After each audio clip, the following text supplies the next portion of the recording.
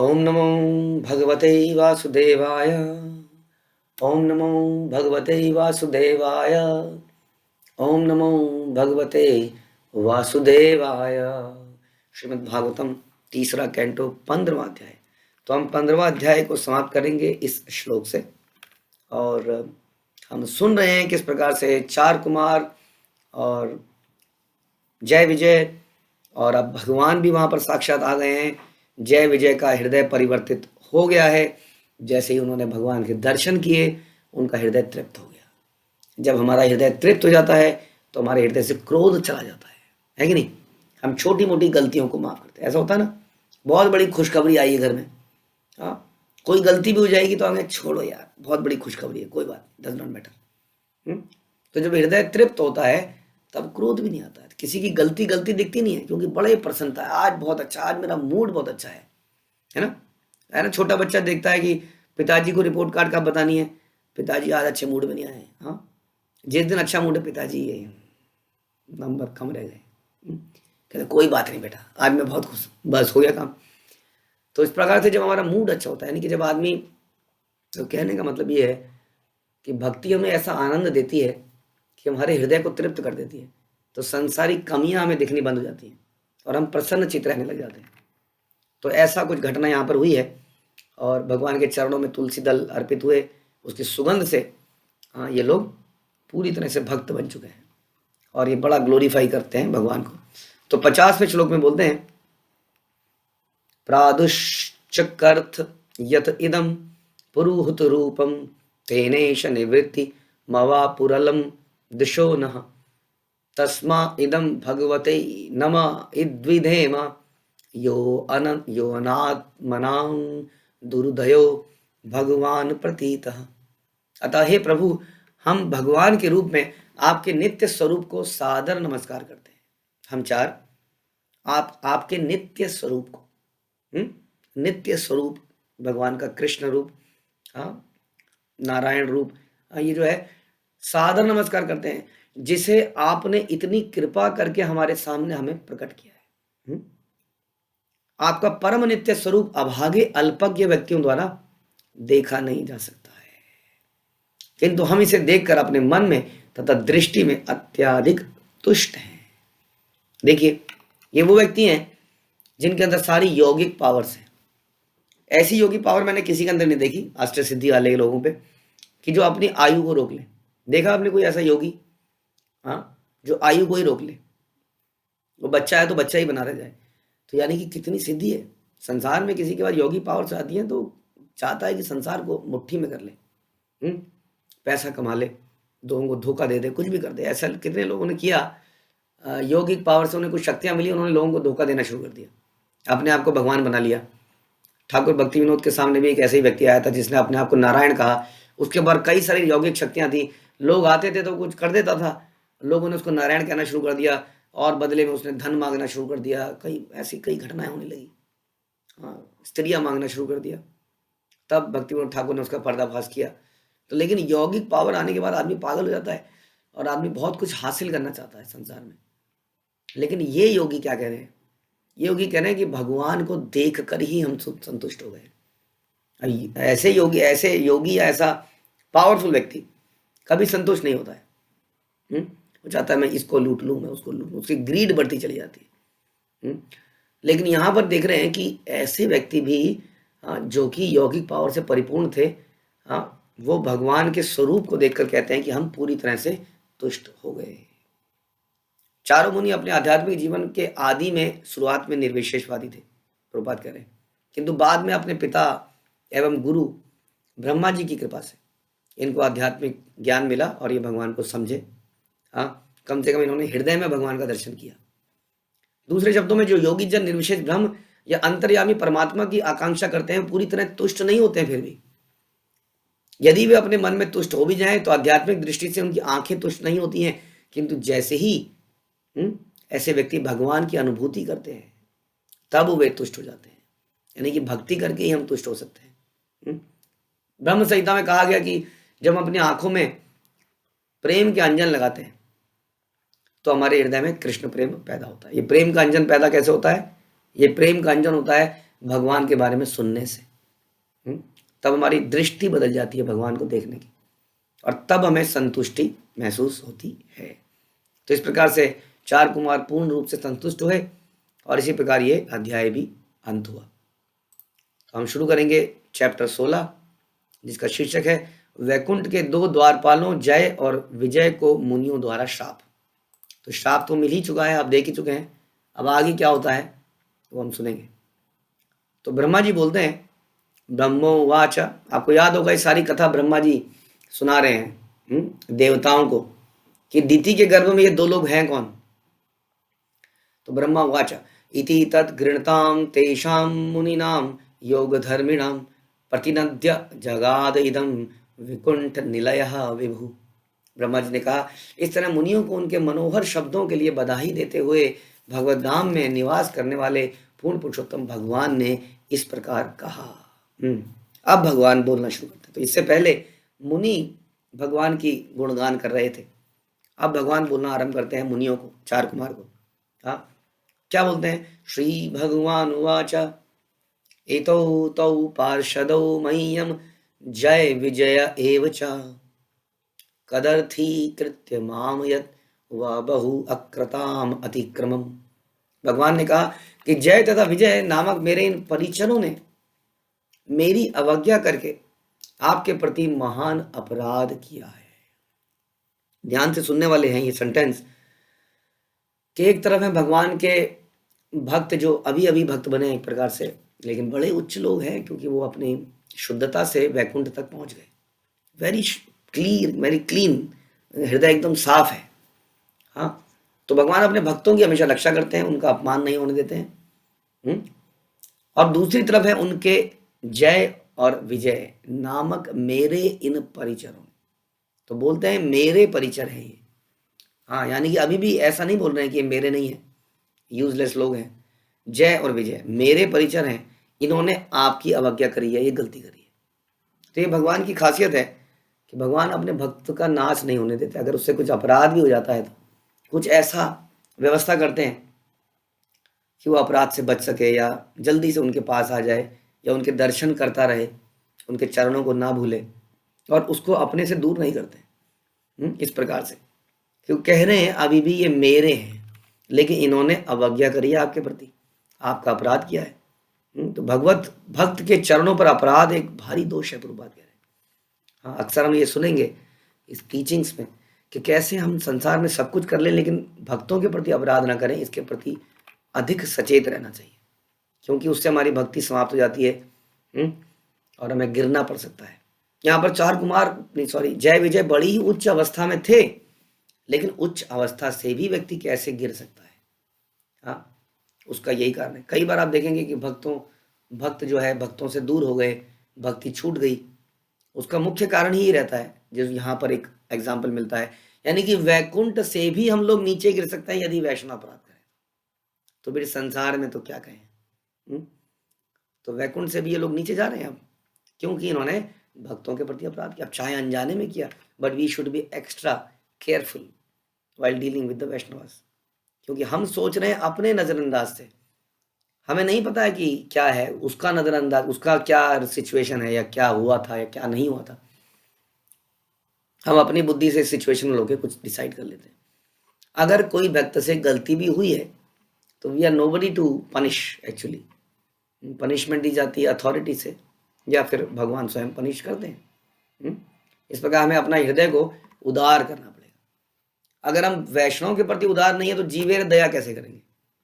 ये जीव जिनको आप उठाने का प्रयास करेंगे ना भक्ति में, वो बिच्छू की तरह आपको काटेंगे।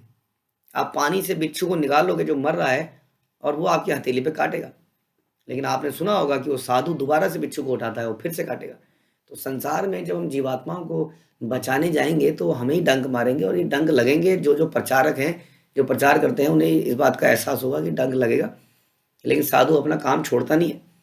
लेकिन हम लोग क्या है, उसके विपरीत वैष्णव के प्रति ही हृदय को बड़ा नहीं कर रहे, तो सामान्य जीवों के प्रति कैसे करेंगे। इसलिए वैष्णव के प्रति हमें एक्स्ट्रा सेंसिटिव होना चाहिए, क्योंकि भगवान उनको बड़ा प्रिय है। भगवान बोलेंगे इस बात को, क्या बोलते हैं भगवान आगे, यतु एतयो धृता दंड भवदी माम अनुव्रते स एव अनुमतः अस्माभि मुनयः देव हेलनाथ। हे मुनियो, आप लोगों ने जो उन्हें दंड दिया है ना, उसका मैं अनुमोदन करता हूं। ठीक ही किया आपने, क्योंकि आप मेरे भक्त हैं। अब ये थोड़ा सा फेवर दिखेगा चार कुमारों के प्रति, लेकिन आप ये भी जानिए इस बात से कि कई बार हम अपनों को डांटते हैं, और जो बहुत ज्यादा क्लोज नहीं होते उनको डांट नहीं पाते हैं, उनको बोल नहीं पाते। प्रभुपाद ने भी बोला था पीछे तात्पर्य में कि इनको चार कुमारों को इतना बड़ा दंड नहीं देना चाहिए था।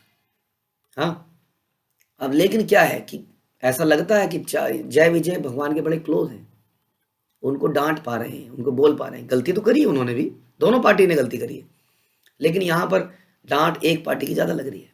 ऐसा लगता है कि तुमने तो चलो ठीक किया, आपने जो बोला दंड दिया मुझे स्वीकार्य है। अभी अगले श्लोकों से भी और क्लियर होगा कि भगवान उनकी जिम्मेदारी अपने ऊपर ले रहे हैं, क्योंकि कह रहे हैं कि इनकी गलती मेरी गलती, क्योंकि सेवक की गलती मतलब मालिक की गलती, एजेंट की गलती मतलब प्रिंसिपल की गलती। अगर हमारा बच्चा गलती करता है तो मैं जिम्मेदार होता हूँ, यानी कि कम से कम इसका मतलब वो मेरा बच्चा है, ये एक्सेप्ट किया जा रहा है। तो भगवान इस तरह का यहाँ पर एक वार्तालाप चल रही है, जिससे ये समझ में आता है कि जय विजय भगवान के बड़े क्लोज हैं, और उनकी की गई गलती, जो कि गलती थी, उसको अपना रहे हैं, उसको अपनी गलती मान रहे हैं कि मेरी ट्रेनिंग में गलती रही, मेरे ही थे, मुझे ही समझाना चाहिए था। हाँ, आपने कोई गलती नहीं करी। हाँ, तो उनकी करी हुई गलती को इग्नोर किया जा रहा है इस वक्त कि उन्होंने श्राप क्यों दिया। तो इसमें दोनों ही बातें हमारे लिए समझने की, कैसे हम सतर्क रहें और कैसे हम ये बात को माने कि हमारे गुरु या भगवान भी अपने भक्तों को कई बार ऐसा लगता है कि नेगलेक्ट कर रहे हैं, लेकिन वास्तव में वो उनके सच्चे प्रेम को दिखाता है। क्योंकि ज़्यादा आदिर खातिर, हाँ, थोड़ा जब रिश्तों में बहुत क्लोजनेस नहीं होती है तो थोड़ा बनावटीपन रहता है व्यवहार में, और अपनों के साथ थोड़ा हम खुल के बोल पाते हैं, उन्हें डांट पाते हैं। ओके, तो आगे चलते हैं। तद्व प्रसादयामयध ब्रह्मदेवं परम हि मे तद्वित्यात्मकृतं मन्ये यस्वपंभीर सतकृता। मेरे लिए ब्राह्मण सर्वोच्च तथा सर्वाधिक प्रिय व्यक्ति है। अब ब्राह्मण क्या है ये प्रभुपाद तात्पर्य में बताएंगे। तो मेरे लिए ब्राह्मण सर्वोच्च है और सर्वाधिक प्रिय व्यक्ति है। मेरे सेवकों द्वारा सिखाया गया अनादर वास्तव में मेरे द्वारा प्रदर्शित है, क्योंकि वो द्वारपाल मेरे सेवक हैं। अब सोचिए, भगवान का सेवक बनना कोई नौकरी थोड़ी है कि नौकरी में रिक्रूटमेंट हुआ है, हाँ, और ग्रेजुएट को, किसी पोस्ट ग्रेजुएट को डिग्री मिल गई है। जो सेवक भगवान के धाम में, अगेन वही बात हो गई कि जैसे चार कुमार भगवान के धाम में पहुंचे तो स्पेशल व्यक्ति ही होंगे, उसी प्रकार जो भगवान के निजी द्वारपाल हैं, क्योंकि द्वारपाल को तो हमेशा भगवान के दर्शन होते होंगे, जिनको इतनी निजी सेवा मिली है। हाँ, अब सेवक में कोई नौकर थोड़ी होता है। ऐसे तो जो पुजारी भगवान को चमर खिलाता है, क्या वो सेवक है? हाँ, पुजारी तो भगवान के कितना क्लोज है, राइट। तो इस प्रकार से ये निजी व्यक्ति थे, भगवान के सेवक थे। तो कह रहे हैं ये तो मेरे सेवक हैं, इनके द्वारा कही गई गलती मेरी गलती, इनके द्वारा किया गया अनादर मेरे द्वारा अनादर है एक्चुअली में। इसे मैं अपने द्वारा किया गया अपराध मानता हूं। हाँ, इसका मतलब भगवान उनको अपना मान रहे हैं। वरना कहते हैं ना, मुझे क्या मतलब भैया, हाँ, तुम्हारे बच्चे ने गेंद से शीशा तोड़ दिया, मेरे बच्चे नहीं तोड़ा, वो पिंटू ने तोड़ा है, वो मेरा बच्चा नहीं है। और मेरे बच्चे ने अगर तोड़ा हो तो आदमी फिर शर्मिंदा हो जाता है, अपने बच्चे को एक लगाता है। तो वो मानता है कि मेरे बच्चे द्वारा की गई गलती मेरी गलती है। यहाँ पर भगवान जय विजय को अपना बोलते हुए कहते हैं, मैं इसे अपना अपराध मानता हूं, इसलिए मैं घटी हुई इस घटना के लिए आपसे क्षमा चाहता हूं। अब जब भी ये बात हमारे कानों में पड़ती है ना, तो कानों को अच्छा लगता है, लेकिन कानों के अंदर एक डिफरेंट घंटी बजनी चाहिए। अरे, इसने मेरे से क्षमा मांग ली, मैं कितना दुष्ट हूं, यानी कि मैं क्षमा सुनने के लिए आया था। कहते ना, सॉरी बोलो पहले, सॉरी बोलो। हम जब तक कोई सॉरी नहीं बोल देता तो हमें ठंडक नहीं पड़ती। मतलब सॉरी ढंग से बोलो, तमीज से बोलो, ये ऊपर से बोल रहे हो, प्यार से बोलो। अब कैसे वो तो गुस्से हंसते हुए बोले सॉरी। तो जब कोई सॉरी बोलता है तो मैं अच्छा लगता है, मैं क्षमा प्रार्थी हूँ आपका, संतुष्टि होती है। लेकिन ये अच्छी बात नहीं है वास्तव में। कई बार हमसे हम्बल व्यक्ति हमारी गलती पर क्षमा मांग लेता है। अब भक्तों में ऐसा देखेंगे आप, कई बार उल्टा ही होगा। जो सॉरी बोल रहा है वही वास्तव में और ज़्यादा निम्न मान रहा है अपने आप को, और वही उन्नत भक्त माना जाएगा। और हम कहते हैं अच्छा चलो जी ठीक है, जो हो गया हो गया। ऐसे में सोचना चाहिए नहीं जी, नहीं नहीं, आप क्यों बोल रहे हैं, मेरी भी तो गलती है, मेरी ही गलती है। लेकिन हम उसको सुन लेते हैं, हम कहते हैं ओके चलो ठीक है। तो सोचना चाहिए यहाँ पर भगवान क्षमा मांग रहे हैं, देखिए क्या स्थिति आ गई है। अगर भगवान को क्षमा मांगनी पड़ जाए तो सच में लानत है हमारे ऊपर। इसका मतलब वी आर सेइंग कृष्णा तुमने ये नहीं किया, तुमने ये नहीं किया, तुमने मेरे साथ ऐसा क्यों किया, मैं आपकी भक्ति ही तो कर रहा था, कर रही थी, ऐसा क्यों किया, गलत है, ये है। अब क्या चाहते हैं भगवान आके सॉरी बोले हमें, सॉरी जी गलती हो गई, मेरा ध्यान उस आदमी पे था, आपको देख नहीं पाया। ऐसा कृष्ण गलती नहीं कर सकते। हम भूल जाते हैं कि हमारे साथ जो भी होता है हमारे कर्मों का फल है, लेकिन फिर भी हम पिक्चरों को देख देख के बड़े प्रभावित हैं, जिसमें भगवान की घंटियां बजा के हम खून निकालना चाहते हैं, मंदिर को टेढ़ा मेढ़ा करना चाहते हैं, कुछ बोलना चाहते हैं कि तुम बड़े खुश हो गए वगैरह वगैरह। तो इसलिए भगवान को यहाँ क्षमा मांगनी पड़ रही है। हमसे भी हम कह रहे हैं, कई बार कई लोग भक्त क्षमा मांगते हैं, तो हमें ये नहीं सोच लेना चाहिए कि हाँ इसी की गलती थी इसलिए क्षमा मांग रहा है। हमें उल्टा सोचना चाहिए। यहाँ पर देखिए भगवान क्षमा मांग रहे हैं, लेकिन प्रभुपाद ने अभी पीछे ही बोला कि 4 कुमार भी गलत थे, उन्हें ऐसा श्राप नहीं देना चाहिए था। अगर गलती से रोक भी लिया गया है तो क्लैरिफाई करना चाहिए था। ऐसा थोड़ी होता है वैष्णव में, एक वैष्णव से गलती हो गई, तूने मुझे रोक कैसे लिया, जानता है मैं कौन हूँ, 10 साल से इस मंदिर में हूँ, अपना जीवन दे दिया है, जा प्रेसिडेंट को मिला, जानता है कौन हूँ, प्रेसिडेंट को मिलाऊं फोन। ये तो फिर भक्त ही नहीं है, ये तो कैसा भक्त है वो। अहंकार से भरा हुआ व्यक्ति कैसे हो सकता है, अपने पद पोजीशन से गर्वान्वित है। सोचना चाहिए, इस बारे में विचार करना चाहिए। तो इसलिए ध्यान रखिए, भगवान यहाँ पे क्षमा मांग रहे हैं, ऑल दो द्वारपालों की गलती बता रहे हैं, लेकिन 4 कुमारों के सामने इस तरह से भगवान बोल रहे हैं। यहाँ पर बात कहते हैं, ध्यान रखिए कि जब भी बोला जाता है कि भगवान ब्राह्मणों के पक्षपात करते हैं या उनके प्रिय हैं, तो ब्राह्मण का मतलब क्या है। प्रभुपाद कहते हैं ब्रह्म जानाति इति ब्राह्मण, जो ब्रह्म को जानता है वही ब्राह्मण है वास्तव में। वैदिक वांग्मय में ऋग्वेद के मंत्र में कहा गया कि जो वास्तव में ब्राह्मण है वो सदैव विष्णु के चरण कमलों की ओर ताकते हैं। ओम तद विष्णु परमं पदम सदा पश्यन्ति सूर्य। जो लोग योग्य ब्राह्मण है वो भगवान विष्णु की पूजा करते हैं, सदा पश्यन्ति सूर्य। ओम तद विष्णु परमं पदम। जो सुर हैं, भगवान के भक्त हैं, वो हमेशा भगवान के चरणों को दर्शन करते हैं, ध्यान करते हैं, ऐसा बताया गया। तो वो है वास्तव में ब्राह्मण, जो हमेशा भगवान का भक्त है। भगवान एक ही है, ध्यान रखिए, शक्ति को भगवान नहीं कह सकते हैं। कोई और शक्ति है भगवान की, माया शक्ति है, योग माया है, महामाया है, ये इनके रिप्रेजेंटेशन है। भौतिक जगत में भगवान के तमोगुण के अधिकारी हैं, शिव जी हैं, ब्रह्मा जी हैं, इनको भगवान नहीं कह सकते हैं। तो जो भगवान का भक्त है वो ब्राह्मण है। ब्रह्म जानाति इति ब्राह्मण, वो जानता है कि ये ब्रह्म कहाँ से आता है, लेकिन बता रहे कि ब्राह्मण एक कदम और होता है, वो केवल ब्रह्म को नहीं जानता है, वो भगवान को जानता है। इसलिए वैष्णव परम ब्राह्मण है। इसलिए जो वैष्णव है वो ब्राह्मण तो है ही, लेकिन ब्राह्मण से एक कदम और आगे है, क्योंकि वो केवल ब्रह्म को नहीं जानता है, वो ब्रह्म के सोर्स भगवान को भी जानता है। तो जब भी आगे के कुछ श्लोकों में ब्राह्मणों के बारे में जिक्र होगा तो आप समझिएगा कि वो ब्राह्मण वैष्णव के लिए बोला जा रहा है।